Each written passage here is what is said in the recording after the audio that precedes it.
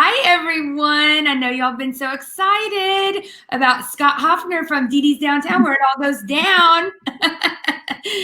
So welcome to the Guts to Fail. This is the Rail District series, and I believe he's the third one in the series so far for Rail District merchants and businesses. Scott and I go way back. Our daughters have been BFFs since before Didi's even existed. I think it was just a fig Newton of your imagination at that point. But our daughters went to kindergarten together. They're still best friends to this day. And oh gosh, I don't know who the Facebook user is, but somebody's already said, yes, my favorite humans. How are you guys? Everyone's doing great, I'm sure. But anyways, give us some comments. Tell us where you're watching from, if you are watching, and who you are, because all we see is Facebook user when we're in the interface of StreamYard. So anyways, let's introduce Scott Hoffner. This is how I introduce you. When I'm like, oh my gosh, you've got to go to Didi's. It is the best food in the neatest family environment in the best location in all of Frisco. It is literally like going to dinner in Mayberry, but having great food, excellent service, and the best environment. Your patio cannot be beat. Everybody that goes there feels like they have discovered the secret and they want to bring all their friends. So without further ado, I would like you to, of course, introduce yourself. Tell us what you want us to know about your background, how you came to be the Scott Hoffner of Didi, who Didi is, how you came up with the idea, and of course, tell us a little bit about Julia. Okay, she'll love that. Scott Hoffner. I'm the owner and chef of Didi's Downtown. I'm originally from Plano, Texas. So native Texan. My dad's a native Texan as well. He went to Hillcrest High School. So I was brought up in these parts. In fact, when I was a kid, we used to ride our bikes when it was okay to do this. We'd ride our bikes from Plano to Frisco to fish. We'd have our fishing rods on the back with a backpack, and we would cruise up here, and we had a little hole we called Snapping Turtle Hole, where we found this like 35-pound snapping turtle one day, an alligator snapping turtle in this pond. Anyways, so I've been coming to Frisco since I was a little guy, when it was actually nothing except a couple of unique homes, we'll just say, and farmland. What kind of unique homes, Scott? What's that? What kind of unique homes? You can say it. There's a song ZZ Top wrote about it, you know, like LaGrange. We'll leave it at that. Yeah. Okay. Okay. All right. Real spot. ZZ Top was actually my very first concert. Anyways, side note. So we moved here to Frisco about 12 years ago, and we live on North County, so about a mile away from Didi's, which is also a really, really big reason why I wanted that space, because it's so important to be close to the restaurant. So there's so many moving parts, and you get caught in traffic or have to drive 30-40 minutes to get there. It's a challenge, but we also like the idea. It was always kind of like a dream, like my kids going to school and like being able to walk to the restaurant, like after school. Both girls will come up and get a hamburger or grilled cheese, or Chippy will come with Charlotte, and they'll sit and have a little lunch, and it's really special. But I started cooking when I was 10 years old max, definitely, I think 9, at a place called Plano Steakhouse in Plano off of Parker and Independence. And I was a dishwasher there, and I haven't left the kitchen since. That is 100% a fact. So I'm going on, I don't know now, 37 years, something crazy, as far as the amount of time I've been in the restaurant business. But I started as a kid, and I worked in restaurants all through high school. In fact, the scar on this finger comes from Macaroni Grill. When I was 16, I opened that restaurant up on Park and Preston. That's actually where I really learned how to saute, like 36 pans at one time. A crazy, crazy station. And that's when Macaroni Grill was awesome. Everything was made from scratch. It's where I learned how to make pasta. It's where I learned how to make marinara, cannelloni, manicotti. So did that all the way till I finished with Macaroni Grill, and then I went to chef school in Providence, Rhode Island.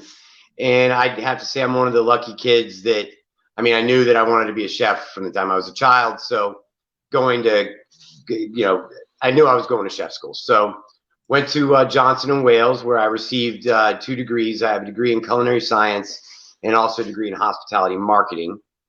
And from there, after Johnson and Wales, I went to Europe and spent some time overseas for a little bit with some buddies, and then came back and moved to Austin and was in Austin for a while and did some things, and went from Austin to California, and then from California to, and I mean, there's jobs throughout all of this. I can get specific if you'd like me to, but went from California, then on to Colorado, then to Montana, and then to Frisco.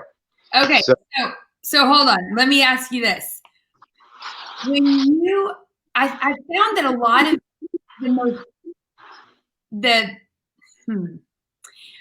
when I watch Netflix series about chefs or whatever, and like Top Chef, and they tell about their history, a lot of very successful or good chefs have had experience and perspective from all over regions of all over the United States and the world. What would you say are the 3, maybe the top 3 that you bring with you in your expertise? What has culminated into what Didi's is right now? I know all of them, but like, tell us like your top 3. Well, I think fortunately enough, and it's not that I worked in a lot of restaurants on the East Coast, but going to chef school on the East Coast, I was, seafood was thrown at me a ton. East Coasters are big into clams and quahogs and mussels and scallops and, all the razor clams, things y'all don't even, Ipswich clam bellies. Y'all don't even, you'll have them sometime if you come to the restaurant when I get them. So that New England thing is like a substantial part of me. And then also being a Texan, my flavor profile, I love peppers. I like heat. I like sweet. I love barbecue. But then California, like that was a whole different deal. I got to California when I was, I don't know, maybe 25, 24. Mm-hmm. And I was at the Ojai Valley Inn and Spa, which is a really elite resort. And so, I mean, when I got there, I couldn't, like, my sous chefs, the people that worked for me, it was a little daunting because these dudes were chefs. I mean, I would say as good as me at that time or better. Maybe they didn't have the management skills that I was learning, but the style of cuisine in California is very different. So when you come from Texas and you're used to like heavy plates and fried and barbecue and saucy, spicy, you move on to California where there's a much lighter appeal to food, less sauce, less heavy. It's like the difference between northern and southern Italian food, or northern and southern French food. So that really, and then also vegetarian cuisine. That was something like I really hadn't done much of till I got to California. Mm-hmm. Colorado, I did a lot of wild game in Colorado, and I did game here in Texas when I was at the Wild Horse Grill in Marble Falls, Texas. But yeah, Montana, as far as like food, I mean, I got out of Montana. I love Montana as a state and a beautiful place because it is gorgeous, but culturally and as far as cuisine goes, I felt like when I was there, I was the top dog. There wasn't much more sophistication in that area. There wasn't much more for me to learn in Montana if we're talking about education. But yeah, that's kind of, and then there's also a big key component to this. There was a period of time where I was like playing in a band and I was trying to cook and make a TV show and all this stuff. And I worked for this guy named Ace at a place called the Old Alligator Grill. And this guy he's the guy that taught me everything about Cajun food. So he is an enormous, that spot of my life was a big influencing part of my life. And what I love about it is, it's French, it's Caribbean, it's African. There's just so many different textures and feels with it and flavors that are unique that work really well in combination. Okay. I love that. Okay. So I have something. I found that we all collect like a combo lock of life. And That's a cool way of putting it. yeah, our past experiences come together to create this perfect combination of info and experience we need to do X, Y, and Z later. We don't always know why we had that experience, but I love that you just touched on the fact that you were in a band and that, you know, you moved here 12 years ago and settled where you did. You always had your eyeballs on this place. And that these three, East Coast California and the whole Cajun part, all kind of came together to give you the flavors of Didi's now. And you experiment and you always do fun things and you're always throwing things on the menu that I'm like, I wish I would have gotten there yesterday. But I love that. So your combination lock, I feel like, has a lot to do with your musical background, because part of what makes Didi's successful is there's twin talents that you have, and that's your ability to collect amazing entertainment and create the environment that we eat in, but also to create the amazing food that we eat. And in the restaurant world, back when I was in that for 7 years in college and graduate and stuff, we said, my trainer said, great service can make bad food taste good. That's true. Can I add something to that? Yeah, please. Okay. So there is a phrase that I've coined that is so imperative, and every waiter, bartender that gets hired at Didi's is told this: hospitality is a mentality, service is an action, right? So anybody can bring you a glass of water. That's service. That's somebody bringing you something, bringing you your silverware. That's service. Hospitality is that you came into the restaurant, you just had your hair done, you're getting ready to meet your husband for the anniversary, you're sipping down a Prosecco before you meet him, and it starts to rain, and your hair is perfect, but we don't have an umbrella. I do have a pizza box. I'll walk you out to your car, and I'll put the pizza box over your head so your hair doesn't get screwed up. That's hospitality. That is taking something to another level, and that no one expected, that makes you trust what we do. That is why I don't hold back. If your burger isn't cooked right, I'm coming out, I'm going to tell you. I'm going to say, give me a second. I'm going to fix it. It's screwed up. I don't want to make excuses. I don't want to hide behind anything. I just want to tell you what the facts are. And to do that, you have to have a mentality that you want to go above and beyond. Now, there are certain things I'm not going to do. I promise you that. And you know that. I just won't. But my goal is for you to have an experience unlike others, and and feel like you're special. Trust me. So just trust me.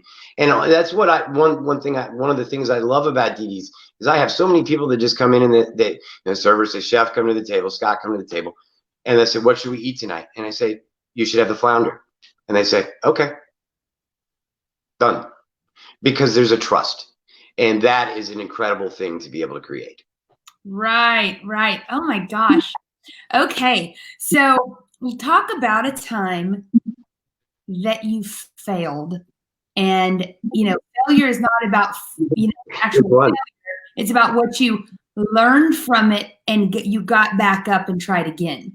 Do you have something that we could all learn from that is inspiring, that is something where you tripped, but now you can make it part of your inspiration for others to pick yourself up and move forward? Is there anything in the restaurant that was super difficult or something like that?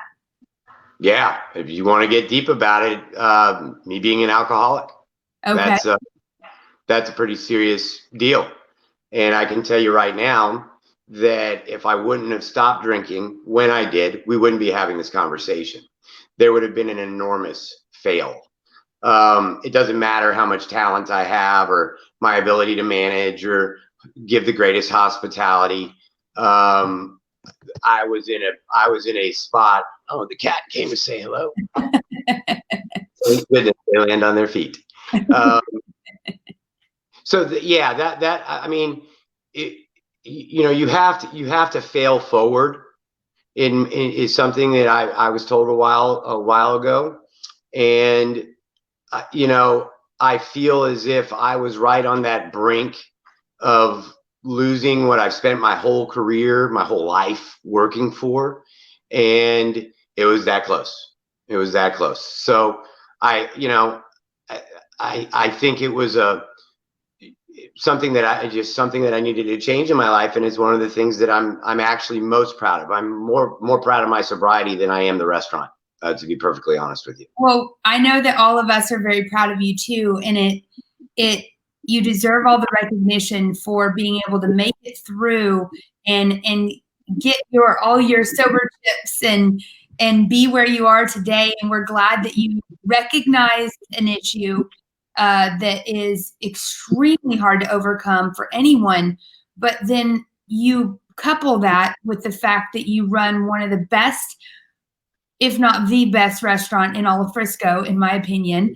And you're around bartenders and you're there all day long, and there's alcohol and people drinking and the stress and, man, all the people asking you all the random questions, like, you know, just silverware. Where's this? Where's that? Hey, how do I do this? Oh my gosh, you're constantly literally putting out fires. And the fact that you were able to throw that in, do that at the same time is just remarkable, I think. And it's really amazing. I know a little bit about addiction from a close family member of mine, and alcoholism, I guess, would be the proper word. But that's really awesome. And can you tell us a little bit about how things have changed now that you are alcohol free? Well, I mean, I just have my eye is just on the ball more. I'm able to get more done. I'm able to be more progressive. I'm able to manage people better. There's a consistency I mean, I'm a pretty nutty person, but there's more of a consistency to the nuttiness, you know, than what's he going to be? What's he going to end up? Because there's always a light switch. I mean, everybody knows that you see people drink. You have one and you're like, hi. You have a second one, you're like, hey. You have a third one, you're like, what's up, everybody? Oh, so that's what happens when you're managing people. And if you're intoxicated, you can't really do it effectively. So, you know, that's a huge part of it.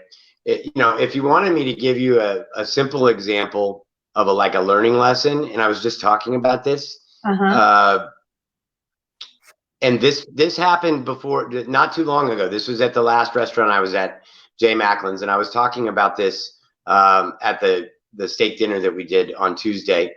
But I'd done this special. I'm telling you, this is like only 5 years ago. I made this stuffed baked potato special, and I think it was like a crab stuffed baked potato with like a bechamel, and it came with like a really nice salad. You know, it was a dish that I designed for ladies for lunch. And so I had cooked 10 potatoes for lunch for that part of the lunch service. And when we first opened up, these 4 ladies sat down at the table, and hang on one second. These 4 ladies at the table asked for baked potatoes with just regular baked potatoes. They didn't want the special. They wanted just baked potatoes. And I told the server no. I said, it's not a stuffed baked potato day. It's a special. So those 4 ladies got up and left and said they were never coming back. So I had to tell my owner that I had 4 tables, 4 people that came into the restaurant that never came back. Well, the point of the story is I didn't sell 1 potato at lunch, not 1. So wouldn't it have been in my best interest just to give them 4 potatoes and put 4 more in the oven? Instead of losing 4 great customers, because I want to be it. And no way, bro. I made those potatoes just for those stuffed potatoes. No baked potatoes for you, even though I have them.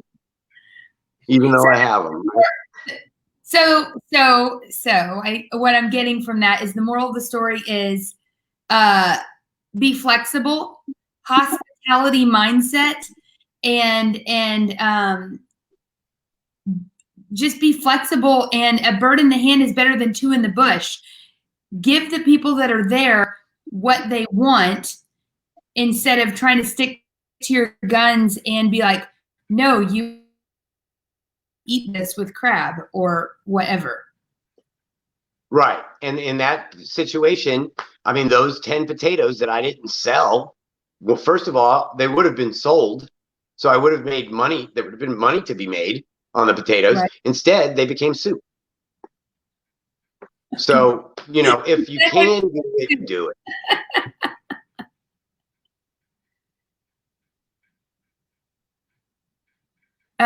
You're cutting. Are you there?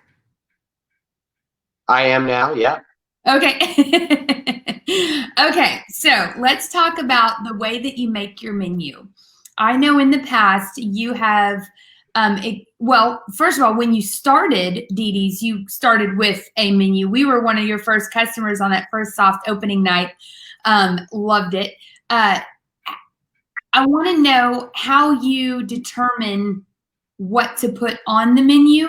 And I also want to next ask you about how you came up with the Philly cheesesteak egg roll that everybody loves so much. Oh, and Okay. what in the hell do you put in your salsa that makes it so amazing? Okay, there. Those are my next three questions. That last one, I don't know if we'll have enough time to get to that answer. The salsa. So with the menu, some of the things, like there's certain things like the Texican chicken. I wanted to do that because it's a play on Nashville hot chicken without all the whole menu. Let me back this up. So I designed this menu with some of my fan favorites, certain things I've done over time, like the tuna on fire. That dish I've been doing since I was in California. I created that dish in California, and the tuna spinach salad. Those two dishes I made up when I was at the Ojai Valley Inn and Spa. And I knew that they would be successful as an appetizer and as a salad that's female forward, right? So there's a lot of dynamics to that question because, as an example, the first meatloaf that was on the menu at Didi's, I did it with bison. It was a buffalo meatloaf, but it wasn't selling. So as soon as I changed it over to ground beef to the short rib chuck brisket blend, off the charts. So the key to it is really kind of reading your community and seeing what's around you. What do people, like to eat? What is their threshold on how much are they willing to experiment?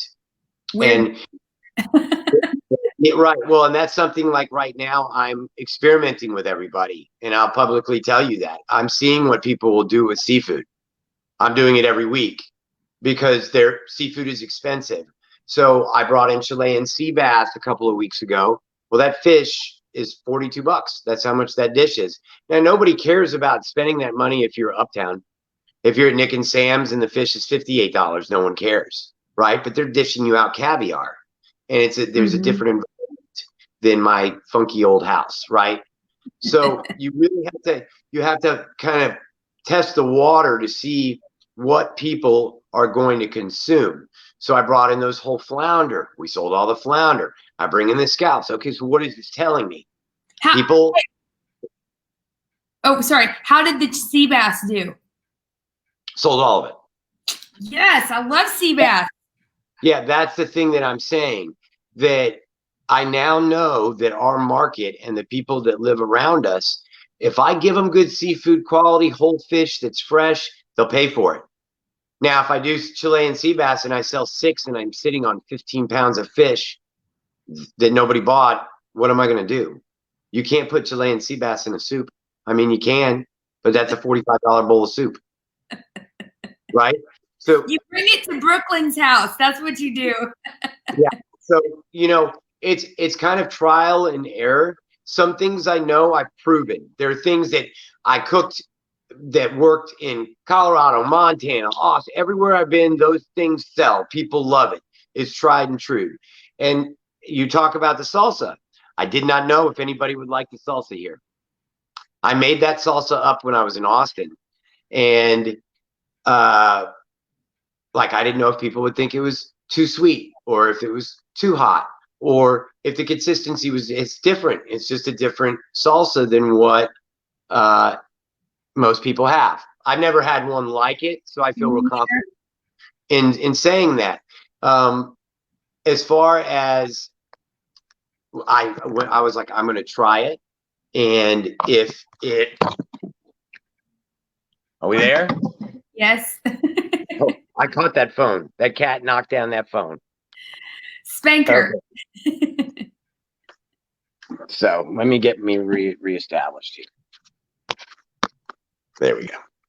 So, and then I put the salsa out, and people kept going, man, what is the deal with this? This is so different. This is so cool. What's in it? So it stuck. I was prepared to change that salsa the first week I opened it. Huh? Someone just said the hummus is amazing, and now I have to try the salsa. Yes, you do. And it's a combination of that fabulous salsa. The amount of salt you put on your chips is generous, and I'm thanking you for that. And they're homemade chips. So anyways, the chips are double fried. So they're blanched, and then we let them rest, and then when you get them, they're fried to order. So that's where people don't, if you haven't worked in a Mexican restaurant or seen how that really happens, they have a big box that's a warming unit.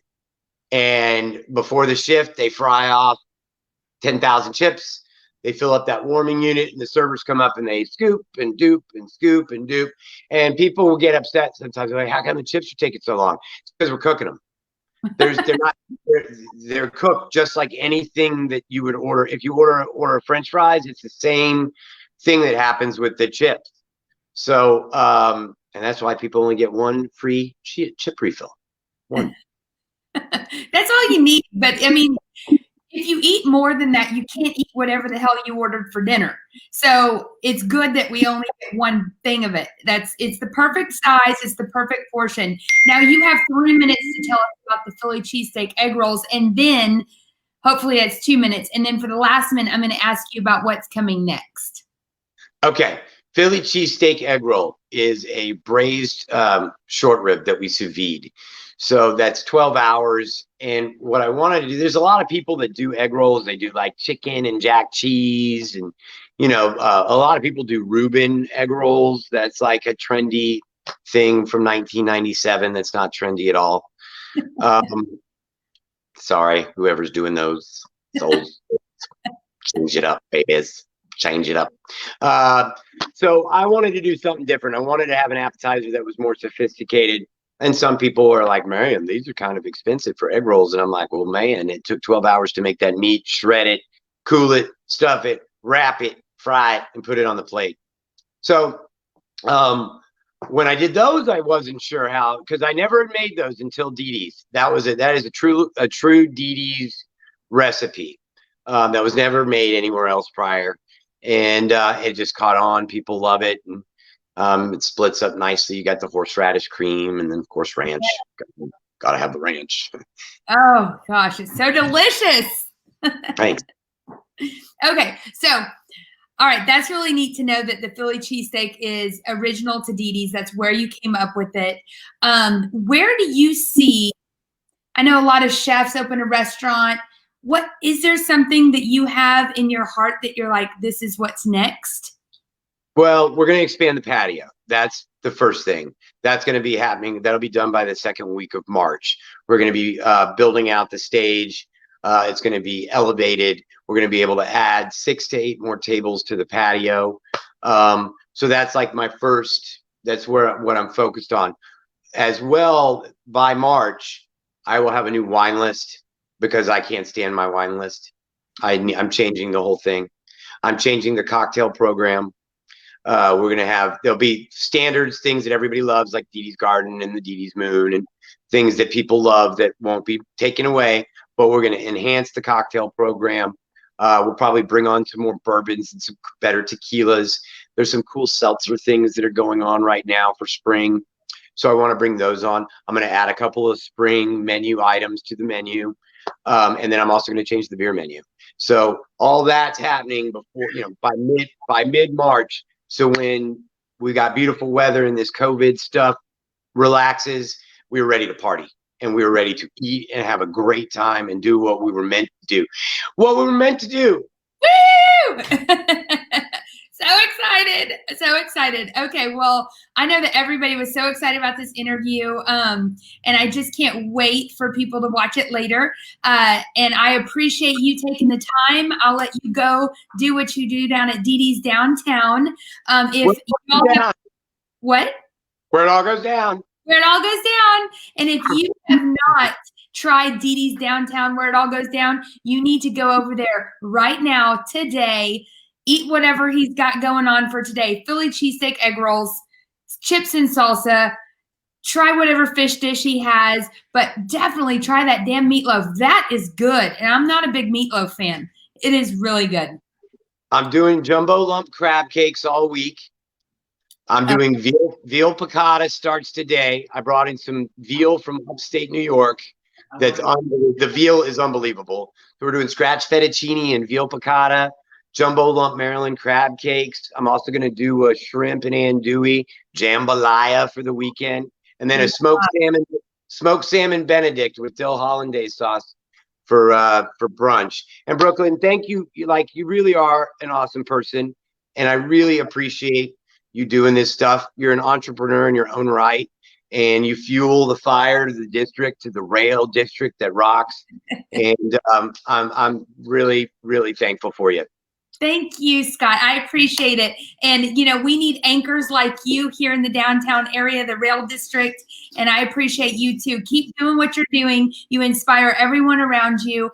I like to surround myself with people that raise the bar, and you are one of them. So I appreciate it. You have a great day, and I will see all of you people next week for the Guts to Fail. Bye. See you later.